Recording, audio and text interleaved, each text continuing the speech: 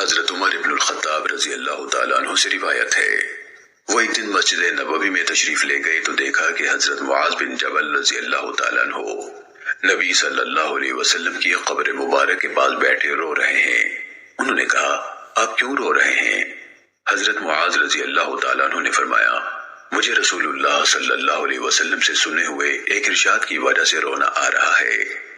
میں نے رسول اللہ صلی اللہ علیہ وسلم سے سنا، آپ فرما رہے تھے، تھوڑا سا دکھاوا بھی شرک ہے، اور جو کوئی اللہ کے کسی دوست سے دشمنی رکھتا ہے وہ گویا اللہ تعالیٰ کے خلاف اعلان جنگ کرتا ہے۔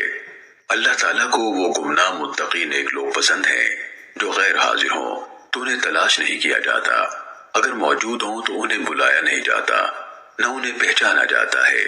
ان کے دل ہدایت کے چراغ ہیں، وہ ہر ایک غبار آلود تاریک فتنے سے نکل جاتے ہیں اور فتنوں سے متاثر ہو کر گمراہ نہیں ہوتے۔ سنن ابن ماجہ حدیث نمبر 3989۔